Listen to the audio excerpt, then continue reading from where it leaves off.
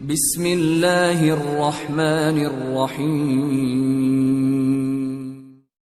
ترغوت اپنے زخم سے مکمل طور پر صحتیاب ہو چکا تھا اور روتا چند یوم اس کے پاس رہ کر واپس الجزائر جا چکی تھی۔ چارلس کی طرف سے متوقع حملے کے پیش نظر خیر الدین اور ترغوت اپنی جنگی تیاریوں میں مصروف تھے۔ ایک روز وہ ساحل پر اپنے جہازوں کی رنگ و روغن کرنے کی نگرانی کر رہے تھے کہ ایک کشتی جزیرہ الجیر کے ساحل پر آ رکی اور اس میں سے 4 ملاح اتر کر ساحل پر آئے۔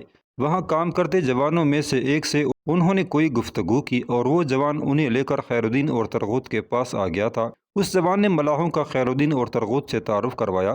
پہلے ان سب نے دونوں سے مصافحہ کیا، پھر ایک ملاح نے کہا، اے امیران محترم، میں آپ دونوں کے پاس سلطان سلیمان کا ایک پیغام لے کر آیا ہوں۔ ترغوت کے چہرے پر خوشی کی لہریں بکھر گئی تھی۔ خیر الدین نے مسکراتے ہوئے پوچھا، تم سلطان کی طرف سے ہمارے لیے کیسا پیغام لائے ہو؟ اس ملاح نے اپنے لباس کے اندر سے ایک خط نکالا اور خیر الدین کو تھما دیا۔ خیر الدین نے خط کھول کر دیکھا، وہ سلطان سلیمان کا خط تھا۔ پھر خیر الدین اور ترغوت دونوں سلطان کا خط پڑھ رہے تھے۔ خط میں سلطان نے دونوں کو مخاطب کر کے لکھا تھا، میرے ملت کے پاسبانوں، میری قوم کے عزیز فرزندوں، مجھے خبر ہوئی کہ تم دونوں اپنی جان و تن کے بدلے میں ہسپانیہ کے بے بس مسلمانوں کو نکال کر افریقہ لے جاتے رہے۔ تم دونوں نے ہسپانیہ کے بحری بیڑوں، مالٹا کے نائٹوں اور ہسپانوی بحری قزاقوں کو جو عبرتناک شکستی دی ہے، بخدا پوری مسلم قوم کو اس پر فخر اور ناز ہے۔ یورپی قوتوں کے سامنے میں تمہیں تنہا نہیں چھوڑوں گا۔ تم میرا ریوڑ ہو اور میں تمہارا گڈریا۔ ہر موڑ پر، ہر گھاٹی میں، ہر میدان اور کوہستان میں اپنے رب کا بندے عاجز تمہاری خوب حفاظت اور کفالت کروں گا۔ تم اپنی ذات میں ارزاں نہیں ہو، میری طرف آؤ، قسطنطنیہ آؤ، میں تمہیں تمہاری سعی اور محنت کا خوب ثمر دوں گا۔ اس کشمکش دہر میں اور سمندر کے گٹا ٹوپ اندھیروں میں تمہیں میں روشنی بنا کر اتاروں گا۔ تم میرے قرب کے قدموں کے ترجمان ہو، میرے لیے برگزیدہ اور سرکشیدہ ہو۔ میرا خط ملتے ہی میری طرف روانہ ہو جاؤ۔ میں تم سے اسلام دشمن قوتوں کی تحقیق و تدفین کا کام لوں گا اور اس کا خوب صلہ دوں گا۔ میں سلیمان بن سلیم بے چینی سے تمہارا انتظار کروں گا۔ خط پڑھنے کے بعد خیر الدین نے دیکھا ترغوت اپنے آنسو خشک کر رہا تھا۔ خیر الدین نے بھی اپنی پرنام آنکھیں صاف کرتے ہوئے کہا، ترغوت، قبل اس کے کہ ہم سلطان سے مدد کی درخواست کرتے، انہوں نے خود ہی ہماری حالت جان کر ہمیں طلب کر لیا ہے۔ ترغوت نے مسکراتے ہوئے کہا، اے امیر، قدرت ہمارے ساتھ ہے۔ اگر وہ اسلام کی خدمت کے لیے ہمارا انتخاب کر چکی ہے تو ہم اپنا فرض خوب نبھائیں گے۔ خیر الدین نے ان ملاحوں کی طرف دیکھتے ہوئے کہا، ہمارے ساتھ آؤ، 2 دن آرام کرو، پھر ہم تمہارے ساتھ قسطنطنیہ روانہ ہوں گے۔ خیر الدین اور ترغوت ان ملاحوں کو قلعے کی طرف لے جا رہے تھے۔ 2 روز بعد خیر الدین اور ترغوت اپنے بحری بیڑے کے ساتھ سلطان سلیمان کے پاس قسطنطنیہ جانے کے لیے روانہ ہوئے۔ انہوں نے وہ راستہ چنا جو کوئی اور ملاح اختیار نہ کر سکتا تھا۔ پہلے انہوں نے شمال کا رخ کیا اور البانیہ کے ہسپانوی جزیرے پر حملہ کر کے وہاں سے مال غنیمت جمع کیا۔ پھر جنوب مشرق کی جانب انہوں نے جنیوا کے غلہ اور اناج لے جانے والے بحری قافلے کو گرفتار کیا۔ اس کے بعد انہوں نے جزیرہ مالٹا کے گرد ایک چکر کاٹا اور مستولوں سے لپٹے ان کے ملاح چوکیداروں کی طرح دیکھتے رہے کہ مالٹا کے نائٹوں کے کیا عزائم ہیں۔ پھر ایک عجیب و غریب کعوہ کاٹ کر جب وہ جزیرہ مینارکا کے سامنے نمودار ہوئے تو وہ دنگ رہ گئے، کیونکہ کھلے سمندر میں ایک بہت بڑا بحری بیڑا ان کا راستہ روکے کھڑا تھا۔ یہ یورپ کے نامور اور چارلس کے ہر دل عزیز امیر البحر اندریا دورایا کا بیڑا تھا، جس نے کھلے سمندر میں ان کی راہ روک کر انہیں ایک ہولناک بحری جنگ کی دعوت دے دی تھی۔ سورج اپنے تمام تر جمال اقصیٰ کے ساتھ سمندروں کی مغربی فناگاہوں کی طرف جھک رہا تھا، اپنے اندر تاریخ کے ہزاروں سربستہ راز چھپائے۔ سمندر چشم خفاش کی طرح دونوں لشکروں کو ایک دوسرے کے سامنے کھڑے دیکھ رہا تھا۔ ہسپانوی بیڑے کا امیر البحر اندریا دورایا اپنے بیڑے کے وسط میں اپنی جنگی کشتی میں کھڑا تھا۔ اس کا نیا جنگی لباس اور کمر پر بندھا ہوا اس کا چاندی کا کمربند دور دور تک چمک رہا تھا۔ دوسری طرف خیر الدین باربروسا اپنے لشکر کے آگے اپالو کی طرح ماہر و مشتاق بڑی گہری نگاہوں سے دشمن کے بیڑے کو دیکھ رہا تھا۔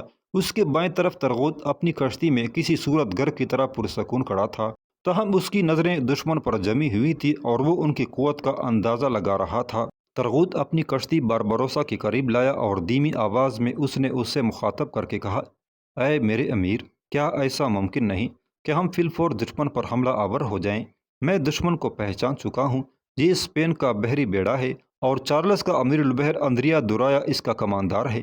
وہ بھی ہم پر حملہ آور ہوتے ہوئے ہچکچا رہے ہیں۔ اگر ہم خود حملے کی ابتدا کر دیں تو دشمن پر ہماری وحشت طاری ہو جائے گی اور لمحوں کے اندر ہم اسے اکیڑ کر رکھ دیں گے۔ خیر الدین نے ترغوت کی تائید کرتے ہوئے کہا، تم نے درست کہا میرے بھائی، دشمن اگر ہچکچا نہ رہا ہوتا تو ہمارا راستہ روکنے کے بجائے فوراً ہم پر یلغار کر دیتا۔ تمہارے انداز درست ہیں، ہمیں فوراً حملہ کر دینا چاہیے۔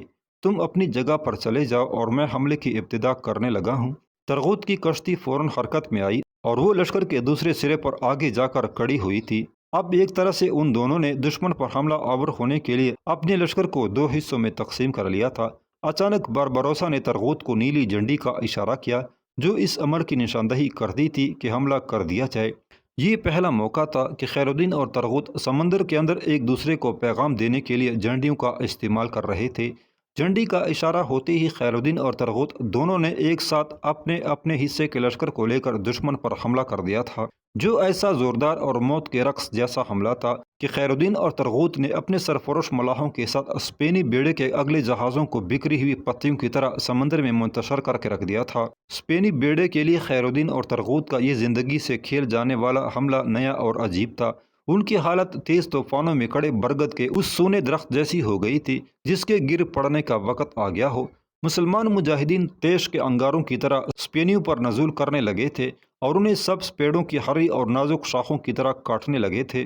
سمندر میں یوں لگتا تھا جیسے خیر الدین اور ترغوت نے آندھیوں کے جکڑ اور طوفانوں کے مہیب سائے کھڑے کر دیے ہوں۔ اسپینیوں کے لیے وہ ایسا سیلاب ثابت ہو رہے تھے جو پتھروں کو بھی اپنے ساتھ بہا لے جائے۔ چاندی کا کمربند باندھے اندریا دورایا اپنی جادو بیانی سے اپنے لشکر کو ابار اور اکسا کر آگے بڑھنے کی ترغیب دے رہا تھا، لیکن اس کا جو بھی لشکری آگے بڑھتا موت کے منہ میں چلا جاتا تھا۔ مسلمان تھوڑی دیر تک تیر اندازی کا بھیانک اور مہیب کھیل کھیلتے رہے، پھر انہوں نے اپنی بھاری خمدار تلواریں سوند کر دشمن کے جہازوں اور کشتیوں میں کودنا شروع کر دیا تھا۔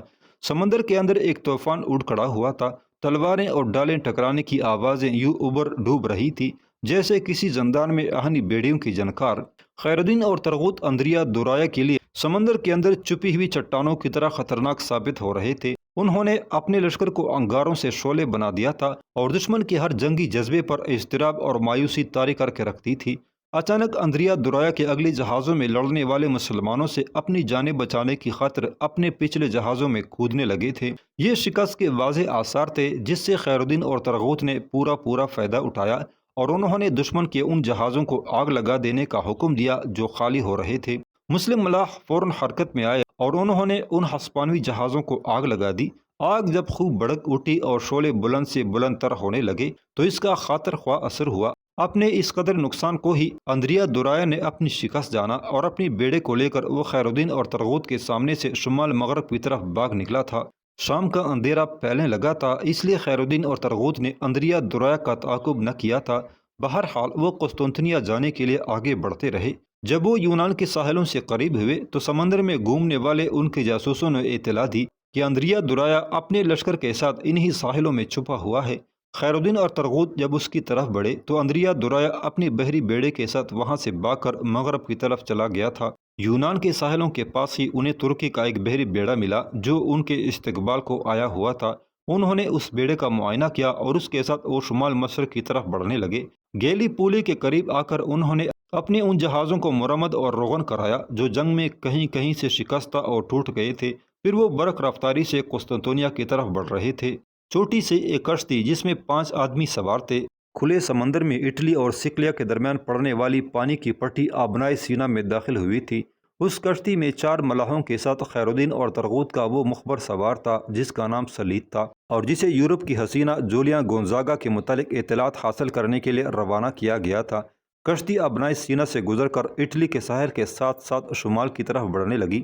اٹلی کے ساحلی شہر ریجیو میں ایک روز کے لیے سلیت نے اپنے ساتھیوں کے ساتھ قیام کیا۔ پھر آگے بڑھتے ہوئے چترارو نام کی بندرگاہ کے پاس سے گزرنے کے بعد وہ اور شمال کی طرف بڑھے، یہاں تک کہ وہ فوندی نام کے اس شہر میں جا کر لنگر انداز ہوئے۔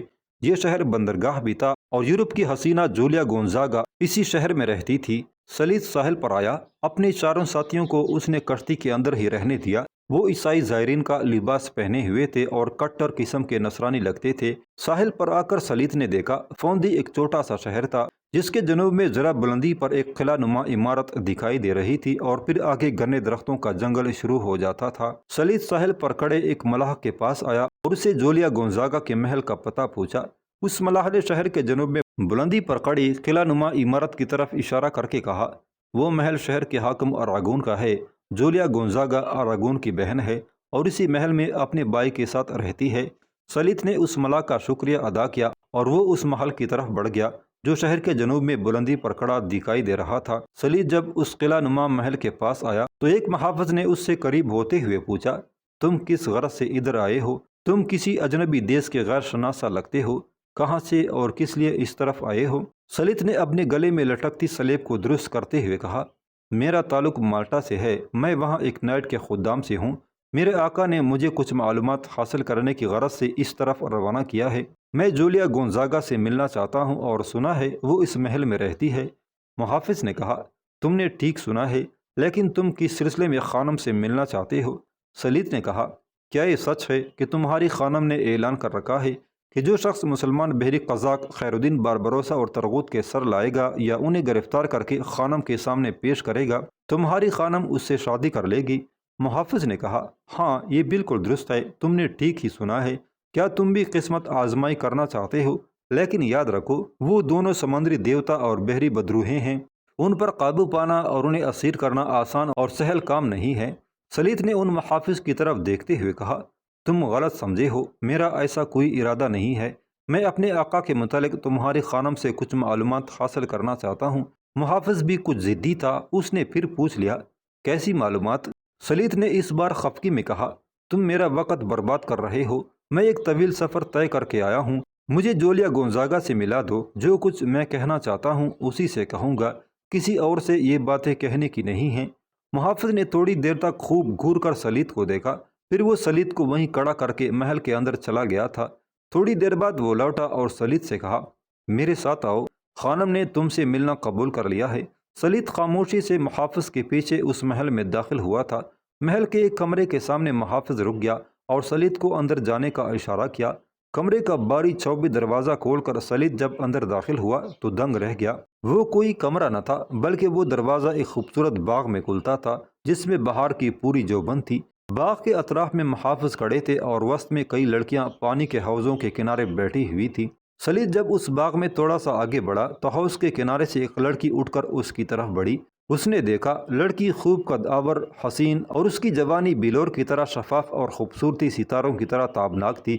قریب آ کر اس لڑکی نے کہا، میں جولیا گونزاگا ہوں، میں نے سنا ہے تم میرے نام اپنے آقا کا کوئی پیغام لے کر آئے ہو۔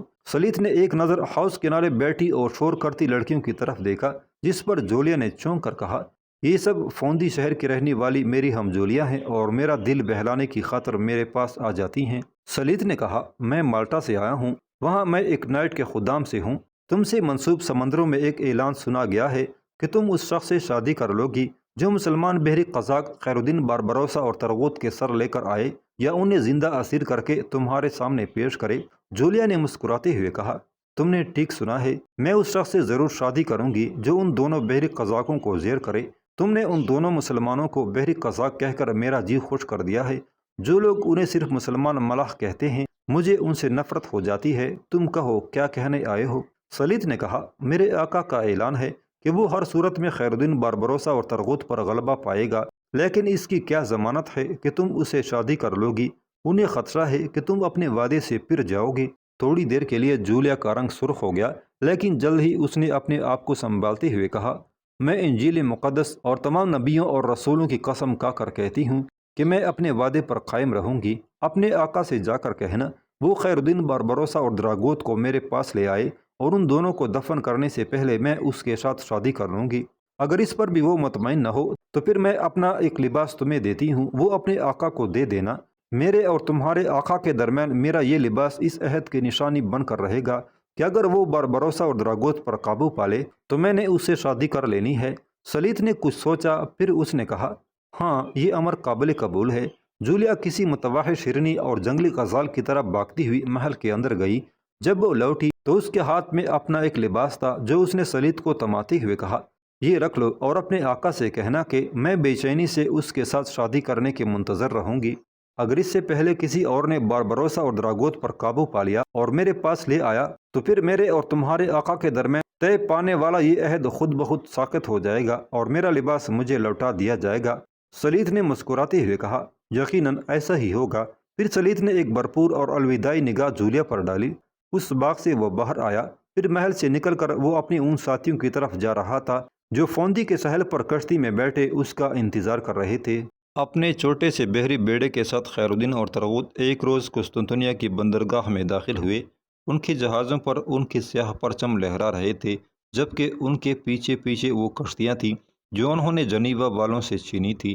سلطان سلیمان اس وقت اپنے اراکین سلطنت کے ساتھ اپنے دیوان خاص میں بیٹھا ہوا تھا جب خیر الدین بربروسا اور ترغوت کو اس کے سامنے پیش کیا گیا۔ سلطان سلیمان نے اپنی نشست سے اٹھ کر اور آگے بڑھ کر ان دونوں کا استقبال کیا۔ سلطان نے پہلے خیر الدین بربروسا سے مصافحہ کرتے ہوئے کہا، جس طرح مجھے تمہارے متعلق بتایا گیا ہے اس کے مطابق اگر میں غلطی پر نہیں ہوں تو تم خیر الدین ہو۔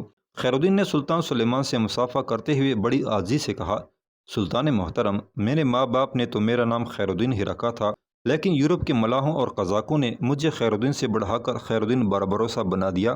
خیر الدین سے ہٹ کر سلطان سلیمان نے ترغوت سے مصافحہ کرتے ہوئے کہا، سنا ہے یورپ والوں نے تمہیں بھی ترغوت سے دراگوت بنا دیا ہے، کیا تمہارے بڑے بھائی کا نام ایلام تھا؟ ترغوت نے گہری باری آواز میں کہا، سلطان محترم، میں ایلام کا چھوٹا بھائی ہوں۔ اہل یورپ نے مجھے ترغوت سے دراگوت بنا دیا تو کیا ہوا؟ سمندر میں وہ میرے اور میرے امیر خیر الدین بربروسا کے عذاب اور قہر سے بچ نہ سکیں گے۔ سمندر کے ہم ان سے ان قرنوں ان سالوں کا انتقام لیں گے جن میں وہ ہسپانیہ کے اندر جنگلی بھیڑیوں کی طرح منتشر میری قوم پر ظلم اور قہر ڈھاتے رہے۔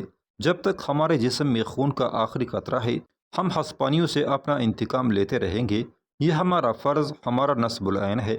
سلطان سلیمان نے بڑی شفقت سے ترغوت کے کندھے پر ہاتھ رکھتے ہوئے کہا، تمہاری گفتگو تمہارے بڑے بھائی ایلام جیسی ہے۔ وہ ایک عمدہ جرنیل اور قابل اعتماد سالار تھا۔ اس نے مغربی جنگوں میں کئی بار ناممکن کو لمحوں میں ممکن میں بدل کر رکھ دیا تھا۔ مجھے اس کی ذات، اس کی جرأت اور جنگی ممارست پر فخر تھا۔ کاش وہ کچھ عرصہ میرے ساتھ رہتا اور جوانی میں ہی ہم سے کوچ نہ کر جاتا۔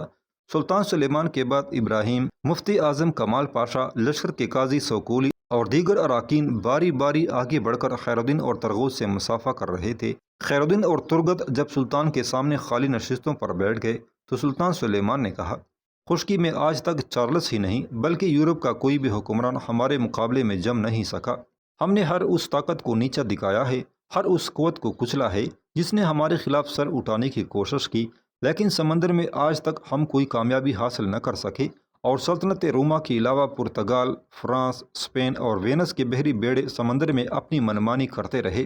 یہی وجہ ہے کہ انہوں نے افریقی ساحل کے ساتھ ساتھ کئی مسلمان علاقوں پر قبضہ کر کے اپنی مملکت میں شامل کر لیا، اور ہم ان کے خلاف کوئی قدم نہ اٹھا سکے، اس لیے کہ ہمارے پاس کوئی بحری قوت نہ تھی۔ سنو، تم دونوں تمام یورپی بحری بیڑوں کے راز اور ان کے طریقہ جنگ سے واقف ہو۔ میں تمہیں ان یورپی بیڑوں کے سامنے لا کھڑا کرنا چاہتا ہوں۔ میں تم دونوں کو کپتان پاشا کا عہدہ دیتا ہوں۔ میں ایک عمدہ بحری بیڑا مہیا کروں گا جس کا امیر البحر خیر الدین اور نائب امیر البحر ترغوت ہوگا۔